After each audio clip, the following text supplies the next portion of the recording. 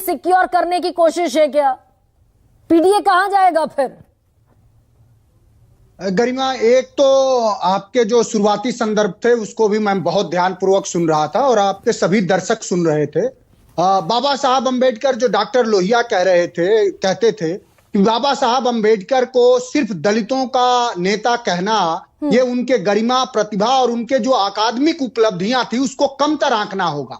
वो एल्फिंस्टन कॉलेज से लेकर के लंदन स्कूल ऑफ इकोनॉमिक्स और कोलंबिया यूनिवर्सिटी से जो उनकी अकादमिक उपलब्धियां थी, अभी भी आज के दौर में भी भारत में उस तरह का कोई व्यक्ति नहीं है आजादी के 75 साल बाद भी जिनकी अकादमिक उपलब्धियां बाबा साहब के अकादमिक उपलब्धियों के समान है। और बाबा साहब ने तो सबसे बड़ा अधिकार मैं समझता हूं कि आपके तबके को दिया, महिलाओं को दिया, हिंदू माताओं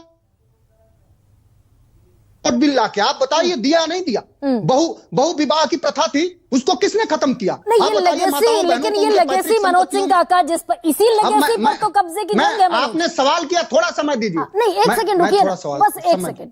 इसी लेगेसी पर कब्जे की जंग है क्या? और इस कब्जे की जंग में बीजेपी से लड़ते हुए दिख रहे हैं, असल में कांग्रेस से लड़ रहे हैं।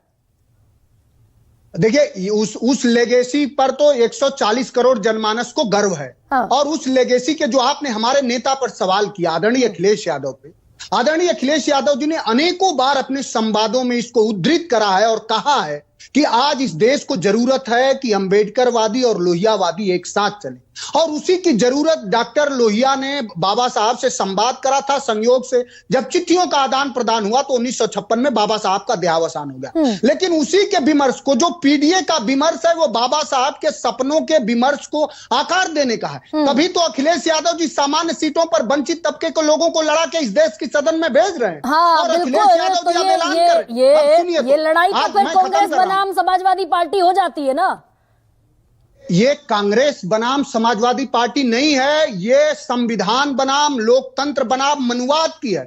अमित शाह जी जो बात कह रहे हैं वो कोई आज नया नहीं कह रहे हैं। जब बाबा साहब हिंदू कोड बिल लाए तो उस समय जनसंघ के नेता श्यामा प्रसाद मुखर्जी और करप्रात्री महाराज ने उनका विरोध किया। 1949 में बाबा साहब के जीते जी उनका पुतला जलाया गया, उनकी शव यात्रा निकाली गई। और भारतीय जनता पार्टी कोई नया नहीं कर रही। जब हमारी समाजवादी पार्टी की सरकार थी तो बहन जी, दलितों के प्रति और वंचितों के प्रति बीजेपी का जो मनुवादी और सामंती जो व्यवहार है वो हमेशा रहा है। दयाशंकर सिंह ने घृणित बयान दिया, उनको आज बीजेपी ने क्या बनाया, कैबिनेट मिनिस्टर।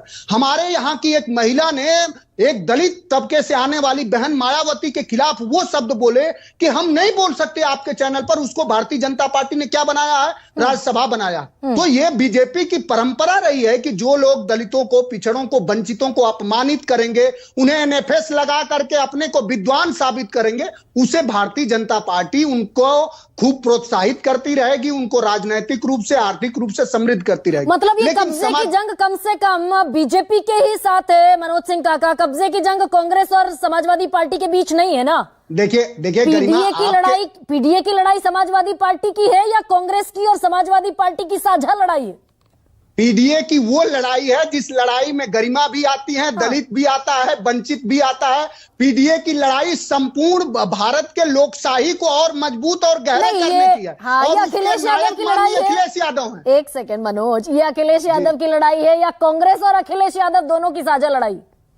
ये हम सबकी संपूर्ण लड़ाई है कि बीजेपी का जो अधिनायकवाद है, अमित शाह तो उस आदर्श परंपरा से आते हैं जो हमारे नेता ने कहा कि आप तो उस आदर्श परंपरा से आते हैं कि आपने अंग्रेजों से माफी मांग लिया। तो अपने ही मुल्क में, अपने ही लोकतंत्र के और संविधान के जो आदर्श पुरुष हैं बाबा साहब, उनके खिलाफ अगर घृणित और हिकारत भरे आपने शब्द जो कहे हैं उसमें माफी मांगने में क्या बुराई है? आप माफी मांगने में क्या बुराई है? और 17 सीटों में से 15 पर आप उम्मीदवार खड़ा कर देंगे अनुसूचित जाति के लिए जो आरक्षित हैं।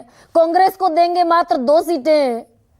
तो दलितों का नेता बनने की होड़ तो उत्तर प्रदेश में भी है ना भाई, आप दोनों के बीच भी है। मायावती जब से गायब हुई राजनीतिक परिदृश्य से। आपका सवाल बिल्कुल ठीक है और मैं फिर कह रहा हूं, मैं आपके चैनल पर कह रहा हूं कि समाजवादी पार्टी ऐसी पार्टी होगी जो 2027 के चुनाव में फिर सामान्य सीटों पर भी दलित और वंचित तबके से आने वाले युवाओं को, लोगों को हक देगी। समाजवादी पार्टी का जो पीडीए विमर्श है माननीय अखिलेश यादव जी का, वही बाबा साहब अंबेडकर के सपनों को साकार करने का विमर्श है। हाँ, और वही विमर्श इस देश में नायक तय कांग्रेस करेगा। बराबर की शरीके हयात है कि नहीं है?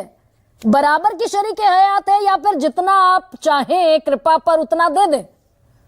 नहीं, कांग्रेस का जो सवाल है वो कांग्रेस की तो हमारी बहन बैठी हुई है ना, कांग्रेस की लड़ाई क्या है वो बताएंगी। हमारी जो लड़ाई है, हमारी जो विचारधारा है, जो सिद्धांत है, उसको हमने उद्धृत करा आपके सामने। अब सवाल ये है, पुनः ये सवाल है कि भारतीय जनता पार्टी, समाजवादी पार्टी ने आज पहली पूरे देश भर में और उत्तर प्रदेश में आंदोलन हुआ। समाजवादी पार्टी ने लोकतांत्रिक ढंग से बाबा साहब के सम्मान में, और सदन में भी आपने देखा हमारे नेता आदरणीय अखिलेश यादव जी से लेकर डिंपल यादव और सारे हमारे नेता, पप्पू निषाद से लेकर वीरेंद्र सिंह, सब हमारे नेता ने, धर्मेंद्र, सब हम सड़क से लेकर सदन तक हम ये चाहते हैं बिल्कुल, कि बाबा साहब का विमर्श करा। क्योंकि सामने दो चेहरे प्रियंका गांधी और राहुल गांधी के तौर पर खड़े हैं। अगर आइकॉन बन गए वो दलितों के, कोई जमीन कांग्रेस को वापस मिल गई तो पीडीए का क्या होगा? ये बड़ा वाजिब और जायज सवाल है। डॉक्टर महिमा, ये बीजेपी के खिलाफ कांग्रेस जो है वो बीजेपी से पहले अपने ही